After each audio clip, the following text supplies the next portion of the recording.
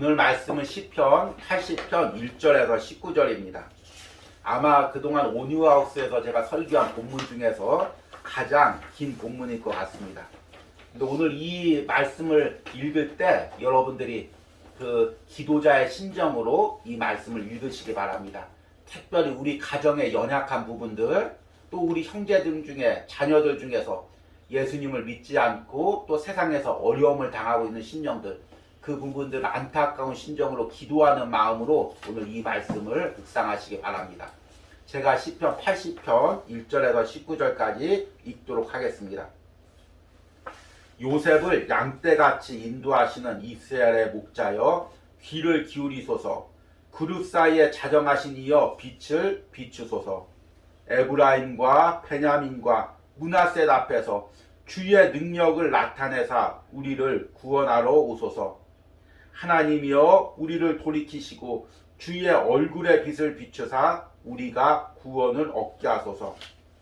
만군의 하나님 여호와여 주의 백성의 기도에 대하여 어느 때까지 노하시리까?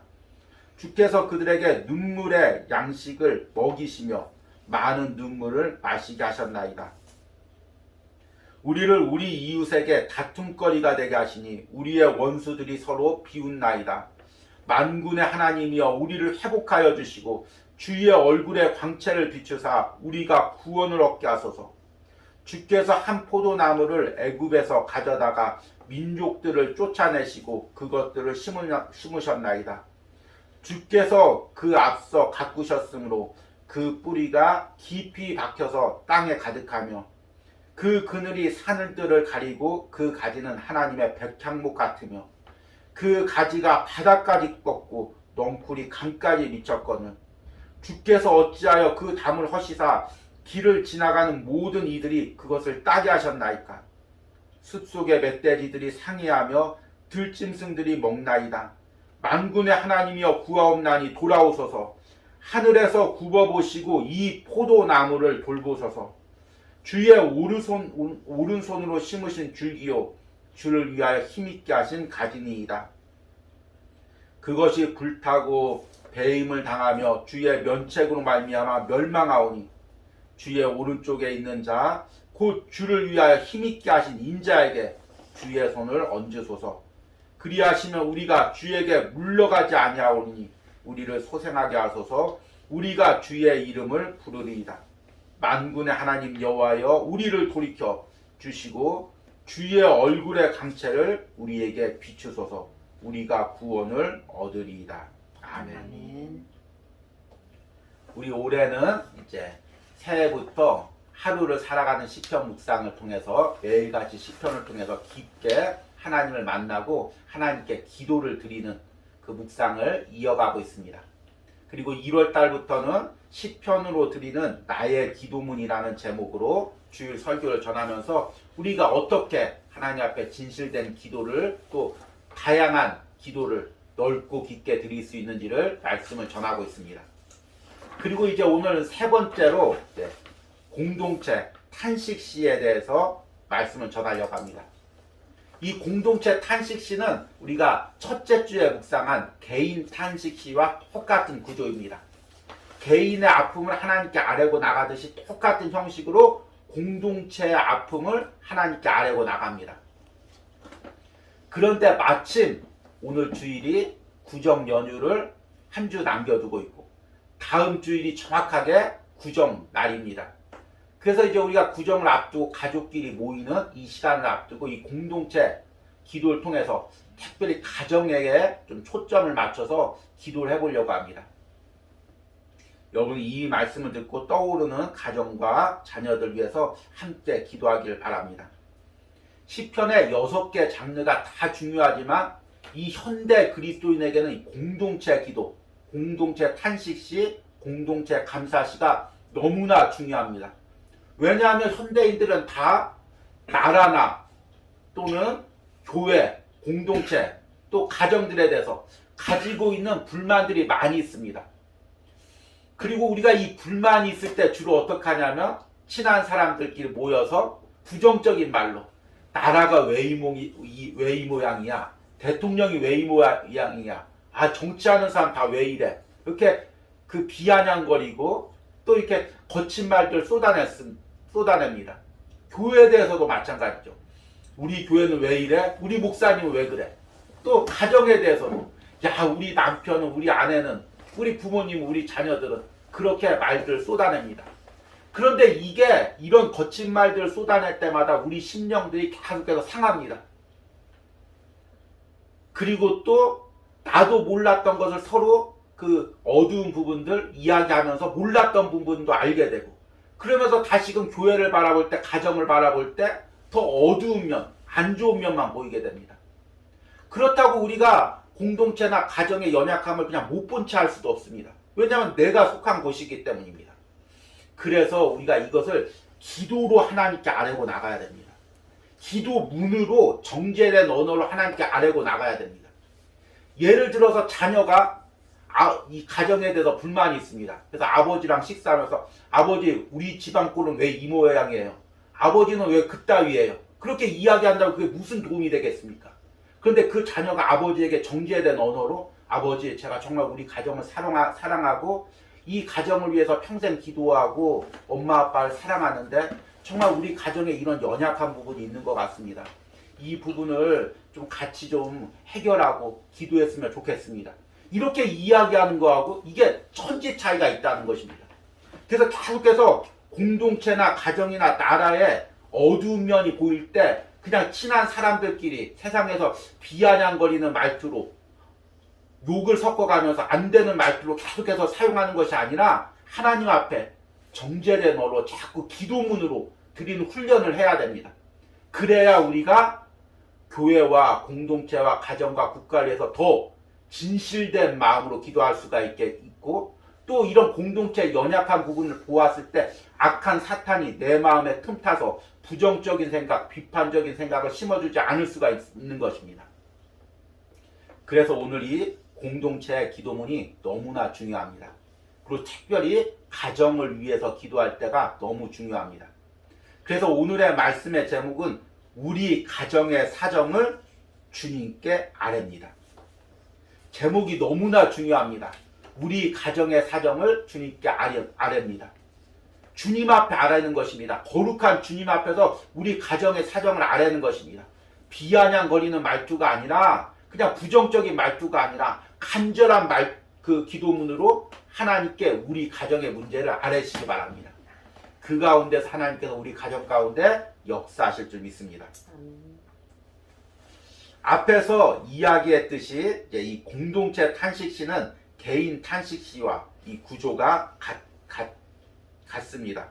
그래서 이게 개인 탄식시는 탄식, 그런 다음에 간구, 하나님께, 그리고 신뢰 고백, 찬양의 약속, 이 네 가지로 되어 있습니다. 그런데 이 공동체 탄식시도 개인 탄식시와 구조가 똑같습니다. 개인의 탄식이 아니라 공동체 탄식, 공동체 아픈 부분을 하나님께 고백하고, 개인의 간구가 아니라 공동체를 향한 간구, 하나님 우리 교회를 이렇게 해주십시오, 우리 가정을 이렇게 해주십시오, 기도하는 것입니다. 그리고 하나님을 향한 신뢰 고백을 하고, 하나님께서 우리 공동체를 이렇게 회복시켜 주시면, 우리 가족을 이렇게 회복시켜 주시면 하나님을 이렇게 찬양하겠습니다, 찬양의 약속을 드리는 것입니다. 그러니까 개인 탄식시와 공동체 탄식시가 똑같은 구조를 가지고 있고, 그리고 그 부분에 공동체에 집중해서 기도하는 것이 공동체 탄식시입니다. 그런데 이제 오늘 시편 80편을 묵상했습니다. 이 시편 80편이 사실은 이제 공동체 탄식시의 구조에 딱 맞지는 않습니다. 그래서 이 구조대로, 형식대로 이 설교하기가 조금 어려운 부분이 있습니다. 그럼에도 불구하고 제가 이 시편 80편을 오늘 본문으로 선택한 이유는 이 시편 80편이 가정을 위해서 기도할 때 너무나 알맞는 말씀이라는 것입니다. 영적으로 우리 가정의 연약함을 그대로 볼 수 있고, 그것을 하나님께 기도로 아뢰 수 있도록 아주 시편 80편이 무척 영적인 기도고 깊이 있는 기도라는 것입니다. 이 시편 80편의 배경은 북이스라엘이 아수르에 의해 멸망당한 기원전 722년을 배경으로 하고 있습니다. 우리가 성경을 통해 잘 아는 것처럼 하나님께서 애굽에서 이스라엘 민족들을 출애굽시켜서 가나안 민족에 정착하게 하셨습니다. 그리고 사울왕, 다윗왕, 그리고 솔로몬 왕 때까지 이 하나의 이스라엘 왕국이 세워졌습니다. 그런데 솔로몬의 아들 르호보암 때 이스라엘이 북이스라엘과 남유다로 갈라지게 됩니다. 그리고 남유다는 그나마 솔로몬의 자손들이 왕을 하면서 하나님을 섬기는 신앙이 유지되었습니다.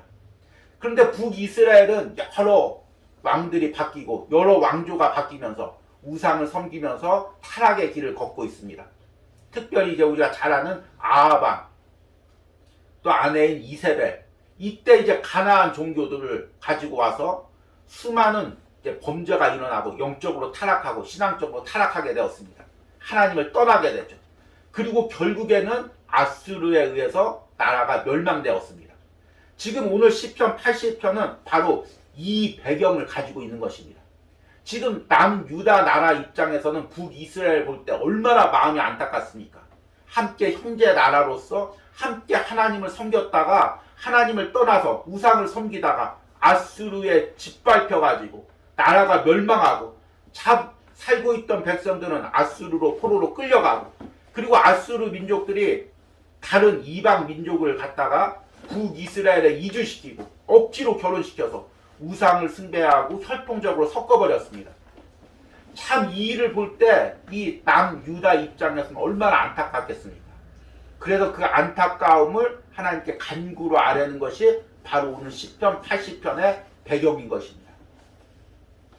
그런데 이것을 우리 가정에 그대로 적용해 보시기 바랍니다. 우리 가정도 어렸을 때는 한 가족이 함께 교회를 나가고 함께 하나님을 섬기고 또 함께 가정 예배도 드리고 신앙적으로 자랐습니다. 또 어렸을 때 엄마 아빠가 성경 이야기를 해주고 아브라함 이야기를 해주고 또 요셉 이야기를 해주고 다윗 이야기를 해주고 또 예수님이 십자가에서 잡혀 돌아가시고 부활한 이야기를 하실 때 그 어린 마음에 아멘 아멘 하면서 들으면서 엄마 나 커서 하나님 잘 섬길 거야, 교회 잘 나갈 거야, 믿는 남편이랑 결혼할 거야, 믿는 아내랑 결혼할 거야, 이런 마음을 가지고 다 신앙적으로 자랐던 가정들이 많이 있습니다. 그런데 자라고 나니까 세상에서 일하다 보니까 또 세상에서 즐기다 보니까 어느새 교회를 떠나가게 되고, 특히 이제 청소년 시기에 조금 예민한 시기에 거친 시기에 하나님이 없는 것 같고 또 교회의 연약한 모습들이 보이고 그리스도인들의 연약한 모습들이 보여서 교회를 떠나서 세상으로 나간 참 우리 자녀들 형제들이 너무 많이 있습니다. 그리고 그로 인해서 영적으로 어두움을 당하고 아픔을 당하는 모습을 보면서 오늘 이 시편 80편의 기도가 바로 우리의 기도가 되어야 되는 것입니다. 특별히 이제 구정을 앞두고 이제 형제들끼리 만나고 또 자녀들끼리 만날 때 우리 가정 중에 형제 가정 중에서 자녀의 가정 중에서 또 부모님의 가정 중에서 예수님을 떠나서 신앙을 떠나서 또 영적으로 이 어려움을 당하고 있는 그런 가정이 있지 않는가를 오늘 말씀 가운데서 돌이켜보시기 바랍니다. 그리고 그들 위해서 미리 오늘 기도문의 형식대로 여러분이 한 주간 미리 영적으로 깨어서 기도하시길 바랍니다. 참 어떻게 하나님께서 이 시편의 기도문을 준비하는데 구정을 앞두고 꼭 필요한 이 말씀을 주셨는지 저도 신기할 생각이 듭니다. 여러분이 이 말씀을 듣고 꼭 기도하시길 바랍니다. 그래서 먼저 오늘 기도문의 탄식의 부분, 공동체 탄식의 부분을 먼저 보도록 하겠습니다. 탄식의 부분은 4절과 6절, 8절과 13절에 나와 있습니다. 4절과 6절 말씀을 보면 만군의 하나님 여호와여, 주의 백성의 기도에 대하여 어느 때까지 노하시리까? 주께서 그들에게 눈물의 양식을 먹이시며 많은 눈물을 마시게 하셨나이다. 우리를 우리 이웃에게 다툼거리가 되게 하시니 우리 원수들이 서로 비웃나이다. 하나님을 섬기던 그 형제 나라가 어려움을 당하고 아수르에 의해 짓밟히자 여러 이방 나라들이 비웃는 것입니다. 조롱하는 것입니다. 야, 하나님 잘 섬기다더니만 저 꼴을 봐라. 저렇게 나라한테 멸망을 당하고 어려움 당하고 포로로 끌려가고 저 모습을 봐라. 하나님 없는 거 아니냐. 그렇게 비웃는 것입니다. 그러니까 안타까운 마음으로 하나님, 정말 언제까지 우리가 이렇게 눈물의 양식을 먹으며 눈물을 흘리며 이웃에게 다툼거리가 되게 하시며 원수의 비웃음거리가 되게 하겠습니까? 지금 그 상황을 하나님께 그대로 아뢰고 있는 것입니다. 그리고 나서 8절과 13절 말씀에 보니까 비유로서 이렇게 기도합니다. 참 이 비유가 무척 영적이고 깊이가 있습니다. 8절에 주께서 한 포도나무, 이스라엘 백성을 이야기하죠. 애굽에서 가져다가 민족들을 쫓아내시고 그것을 심으셨나이다. 주께서 그 앞서 가꾸셨으므로 그 뿌리가 깊이 박혀서 땅에 가득하며 그 그늘이 산들을 가리고 그 가지는 하나님의 백향목 같으며 그 가지가 바닥까지 뻗고 넝쿨이 강까지 미쳤거늘 주께서 어찌하여 그 담을 허시사 길을 지나가는 모든 이들이 그것을 따게 하셨나이까. 숲속의 멧돼지들이 상해하며 들짐승들이 먹나이다. 지금 하나님께서 이스라엘 백성들 포도나무에 비유합니다. 그래서 그 아름다운 포도나무를 애굽에서 가나안 땅으로 옮기셨습니다. 그리고 거기서 뿌리를 내리게 하셨습니다. 그리고 잘 자라게 하셨습니다. 그러니까 이 포도나무가 많은 잎사귀와 줄기를 뻗어서 강까지 미쳤다고 합니다. 이것은 이제 지중해까지 이스라엘 영토가 미쳤다는 거죠. 바다까지. 그리고 강까지 미쳤다고 하는데 그것은 요단강까지 이스라엘 영토가 미친 그 상황을 이야기하는 것입니다. 하나님께서 이스라엘 나라를 풍성하게 하시고 이스라엘을 보호하기 위해서 울타리를 둘렀다고 이야기하고 있습니다. 하나님의 보호의 울타리죠. 주 안에서 하나님께서 보호하시고 그 가정에게 은혜를 주신 것입니다. 그런데 북이스라엘이 하나님을 떠나서 우상을 섬기니까 하나님께서 그 울타리를 거두셨다고 이야기합니다. 그러니까 어떡합니까? 지나가던 사람이 울타리가 없으니까 들어와서 마음껏 그 포도 열매를 따 먹는 것입니다.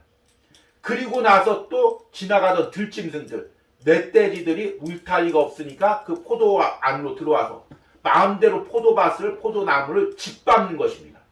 이것이 지금 이스라엘 백성들의 상황입니다. 하나님께서 은혜로 북이스라엘을 돌보시다가 그 울타리를 걷어가니까 아수르가 들어와서 포도나무를 짓밟고 그 땅을 마음대로 허물고 그 이스라엘 백성들을 눈물을 흘리게 하는 그 상황을 지금 눈물로 지금 기도하고 있는 것입니다. 때론 이것이 우리 가정의 모습일 때가 있습니다. 우리 가정이 지금까지 이렇게 살아온 것이 하나님의 은혜로 살아온 것입니다.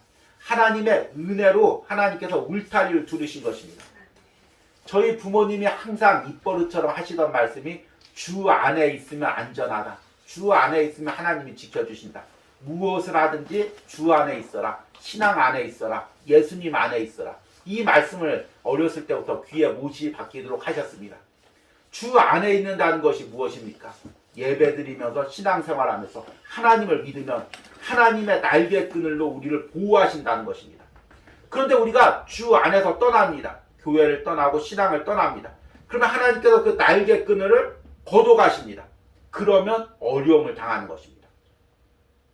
이 탄식 부분에서 우리가 꼭 깨달아야 될 것이 무엇이냐면 가정을 위해서 기도할 때 바로 이 영적인 부분을 보고 기도할 수가 있어야 된다는 것입니다.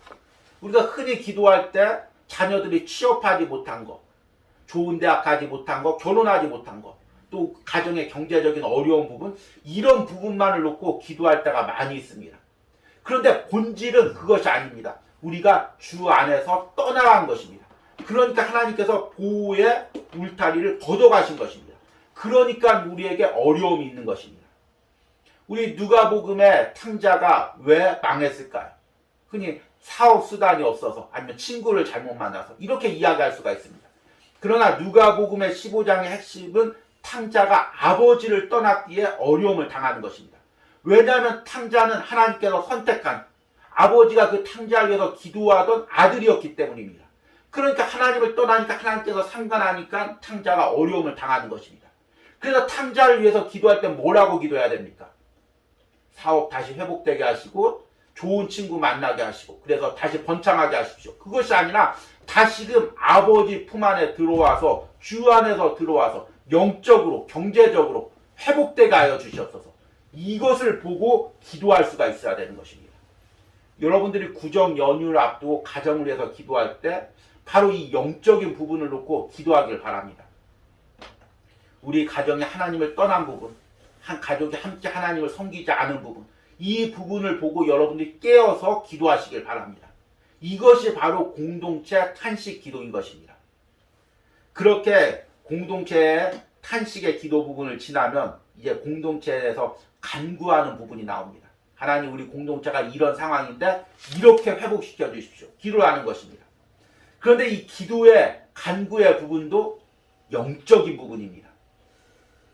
1절 말씀을 보니까 요셉을 양떼같이 인도하시는 이스라엘의 목자여 기울을 기울이소서, 그룹 사이에 자정하신 이여 빛을 비추소서. 에브라임과 베냐민과 므낫셋 앞에서 주의 능력을 나타내사 우리를 구원하러 오소서. 하나님이여 우리를 돌이키시고 주의 얼굴에 빛을 비추사 우리가 구원을 얻게 하소서. 이스라엘 백성은 하나님이 얼굴을 비추면 그 얼굴 가운데 은혜의 빛이 비춰서 그 모든 가정 안에, 공동체 안에 모든 어둠들이 떠나가고 은혜가 비춰진다고 생각을 했습니다. 지금 우리도 우리 온유하우스에 또 여러분들의 가정 가운데 하나님께서 얼굴을 비춰서 은혜의 빛을 비추고 있는 것입니다. 그 은혜로 작년 한 해 온유하우스가 살아갔고 또 여러분의 가정이 은혜로 이렇게 살아가고 있는 것입니다. 그런데 우리가 주님을 떠나면, 우상을 섬기면 하나님께서 그 얼굴을 돌리십니다. 그러면 하나님의 은혜의 빛이 사라집니다. 빛이 사라지면 그 가운데 뭐가 있을까요? 어둠이 생기죠. 어둠이 생기면 우리 심령에 어둠이 생기고 우리 삶에 어둠이 생깁니다. 여러분, 가정에서 가장 중요한 게 뭐냐면 부모와 자식 간에, 부모와 부모 간에, 또 가족 구성원끼리 어둠이 생기지 않는 것입니다. 참 이 어렸을 때 자라면서 부모와 자식 간에 자녀가 부모로 인해서 상처받아서 어둠이 생기면 그 어둠이 치유하기가 상당히 어렵습니다. 또 부부 사이에도 관계 가운데 서로 신뢰하고 사랑해야 되는데 서로 오해하고 미워하면서 그 안에 어둠이 생기면 그 참 이 어둠이 회복되기가 참 어렵습니다. 그로 인해서 가정이 상처가 있고 깨어지는 경우가 많이 있습니다.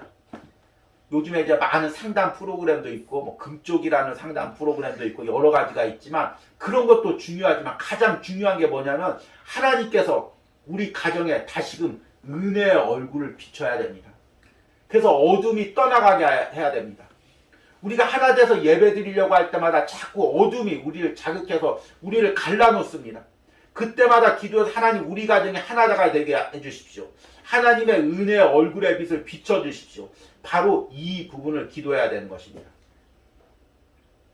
그리고 14절에 이렇게 이야기합니다. 만군의 하나님이여 구하옵나니 돌보소서. 하늘에서 굽어보시고 이 포도나무를 돌보소서. 앞에 이야기했듯이 이스라엘 백성들 포도나무로 비유를 했습니다. 그리고 그 포도나무가 지금 들짐승들에게, 사람들에게 짓밟히고 있습니다. 하나님께서 그 포도나무를 회복시켜달라고 기도하는 것입니다. 우리 가정에 회복되어야 될 부분이 무엇입니까? 영적으로 회복되어야 될 부분이 무엇입니까? 우리가 그것을 보고 하나님께 아뢰고 간구하시는 은혜가 있길 바랍니다. 그리고 신뢰, 이제 세 번째로 신뢰 고백입니다. 이 부분은 이제 탄식과 간구에 많이 겹쳐 있습니다. 특별히 이제 우리가 앞에서 읽은 8절과 이제 우리 13절까지 이 포도나무의 비유에서 많이 나와 있습니다. 하나님을 신뢰하면서 기도하는데 하나님을 이 포도나무를 심으신 이로 고백하는 것입니다. 기도하는 것입니다. 하나님께서 이스라엘 백성들을 애굽에서 포도나무를 뽑아서 가나안 땅에 심으셨습니다. 그리고 열매 맺게 했습니다. 가지가 풍성하게 했습니다. 그 가지가 바다와 요단강까지 닿게 하셨습니다. 하나님께서 울타리로 돌아보셨습니다. 하나님께서 그 가정을 지금까지 지켜주셨습니다. 그것이 바로 신뢰 고백인 것입니다. 하나님이 지금까지 우리 가정과 함께 하셨습니다. 우리 자녀들과 함께 하셨습니다. 때로는 어려움도 있었죠. 근데 그 어려움이 우리를 망하게 하려는 어려움이 아니라 하나님을 더 잘 섬기게 하기 위한 하나님이 주시는 약재료인 것입니다. 거름인 것입니다. 그래서 우리가 여기까지 왔습니다. 하나님께서 앞으로도 우리 가정 돌보실 줄 믿습니다. 우리 자녀들 돌보실 줄 믿습니다. 내 인생 돌보실 줄 믿습니다. 이런 신뢰 고백을 가정을 위해서 기도할 때 꼭 빠지지 말고 드려야 되는 것입니다.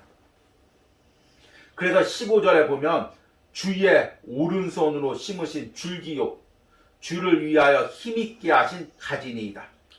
우리 가정이 주님이 심으신 포도나무고 주님께서 힘있게 하신 가지고 주님께서 열매 맺게 하시는 가정이고 주님께서 우리 가정의 자녀들을 사용하여 주님의 영광을 위하여 사용하실 것을 믿음으로 신뢰로 고백해야 되는 것입니다. 그리고 이제 마지막에는 찬양의 약속이 나옵니다. 18절과 19절에 그리하시면 우리가 주에게서 물러가지 아니하오리니 우리를 소생하게 하소서 우리가 주의 이름을 부르리이다. 만군의 하나님 여호와여 우리를 돌이켜 주시고 주의 얼굴의 광채를 우리에게 비추소서 우리가 구원을 얻으리이다. 하나님 우리 가정을 회복시켜 주시면 이제 우리 가정이 주 안에서 영원히 살겠습니다. 하나님 우리 자녀들의 가정을 회복시키시며 이 자녀가 주 안에서 영원히 섬기며 주님을 위해서 일하겠습니다. 그 약속을 드리는 것입니다. 찬양의 약속, 하나님을 위한 헌신의 약속, 예배의 약속을 드리는 것입니다. 여러분들이 우리 가정을 위해서 기도할 때, 자녀를 위해서 기도할 때 꼭 이 부분을 포함시키시기 바랍니다. 하나님 우리 가정을 회복시켜 주시면, 영적으로 회복시켜 주시면, 하나가 되어서 교회를 섬기게 하시면, 하나가 되어서 신앙생활하게 하시면 하나님 우리 가정이 이렇게 주님을 섬기게 했습니다. 이 믿음의 고백이 여러분들 가운데 있기를 바랍니다. 이제 말씀을 끝맺으면서 오늘 이 말씀을 준비하다 보니까 우리 작년에 우리가 묵상한 주님은 나의 최고봉 이 내용이 많이 떠오릅니다. 특별히 작년 주님은 나의 최고봉 묵상에서 중보 기도에 대해서 여러 번 이제 언급이 되어 있습니다. 그런데 이 저자인 오스왈드 챔버스가 중보 기도에 대해서 이야기할 때 중보 기도란 사람의 입장에서 드리는 기도가 아니라고 이야기합니다. 사람의 입장에서 이 아이가 좋은데 취직했으면 좋겠다. 이 사람이 저런 능력 있는 남자를 만나서 또 능력 있는 여성을 만나서 결혼하면 좋겠다. 이런 사람의 입장에서 드리는 것이 중보 기도가 아니라는 것입니다. 중보 기도는 하나님의 입장에서 나를 위해서 십자가에서 피를 흘리신 예수님의 입장에서 그 영혼을 어떻게 바라보고 있는 건지를 깨닫고 그 하나님의 마음으로 드리는 것이 중보 기도라는 것입니다. 제가 주보에 적어놨는데 12월 13일 주님은 나의 최고봉 본문의 내용 중보 기도의 본질의 부분을 읽어드리겠습니다. 우리가 구속의 실체를 믿지 않는다면 결코 중보 기도를 드릴 수 없습니다. 당신은 중보 기도를 한다고 하면서 사람들에게 허망한 동정심을 느끼더니 오히려 그들이 하나님과 관계가 멀어지는 것을 이해하며 고개를 끄덕입니다.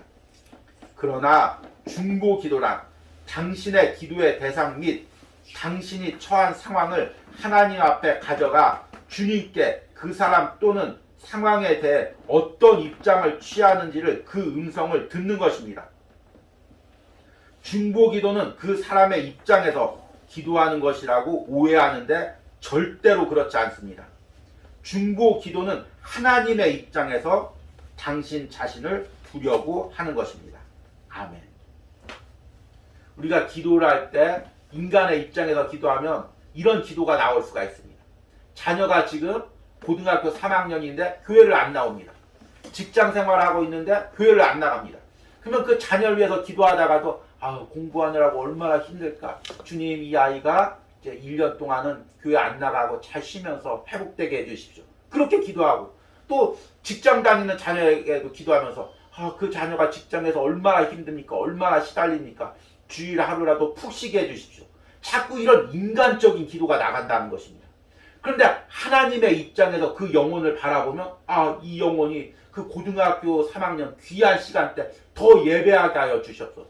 그 힘든 직장생활 가운데서 자신의 노력으로 풀려고 하지 않고 하나님께 예배하며 하나님의 도움을 구하게 하여 주시옵소서. 그렇게 하나님의 입장에서 영적인 시각으로 기도하게 된다는 것입니다.